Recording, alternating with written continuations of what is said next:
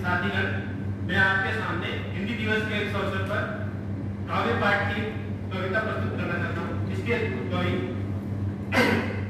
श्री हरिवंश राय बच्चन है। उनकी तो काफी सारी कविताएं हैं, काव्य है, उनमें से एक है अंधेरे का दीपक। इस कविता का मैं मूल भाव बताना चाहता हूँ।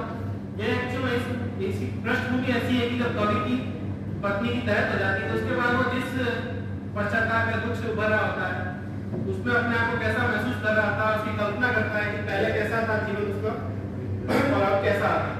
तो पूर्णतः उसका है कि जीवन में किस तरह से आशावादी रहना चाहिए और व्यक्ति को कैसा सकारात्मक दृष्टिकोण अपनाना चाहिए, उस पर आधारित है। अंधेरी रात पर दीपक जलाना कब मना है, अंधेरी रात पर दीपक जलाना कब मना है, कल्पना के हाथ से कमनीय जो मंदिर बना, भावना के हाथ ने जिसने वितानों को तना। कवि कह रहा है कि जो जब वो पति पत्नी साथ में थे तो किस प्रकार कल्पना का उन्होंने मंदिर बनाया था, किस प्रकार से अपने विचारों को उन्होंने भावना से उसको विस्तारित किया। स्वप्न ने अपने करों से था जिसे रुचि से सवारा, स्वर्ग के दुष्प्राप्य रंगों से रसों से जो बना।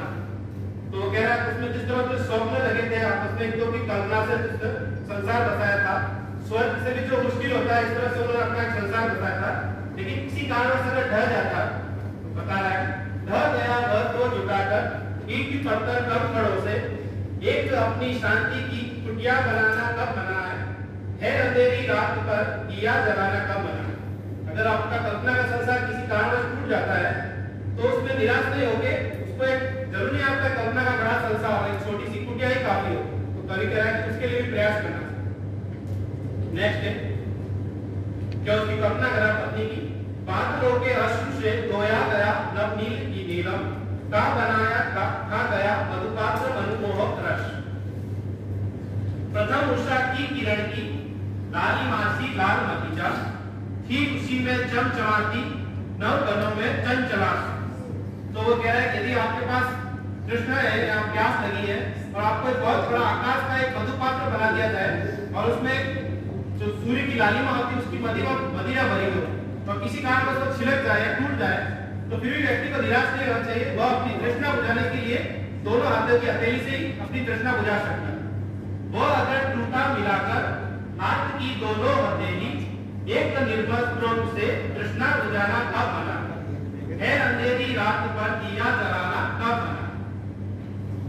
अब कवि कह रहा है कि जब पत्नी के साथ था उस समय उसके कैसे दुख की बिल्कुल छाया भी नहीं पड़ रही थी उसमें। क्या घड़ी की एक भी चिंता नहीं की पास आई, काली मां को दूर छाया भी पलक पर थी ना आई।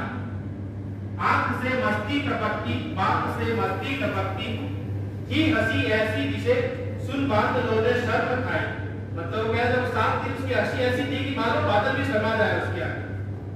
वह गई तो ले गई उल्लास के आधार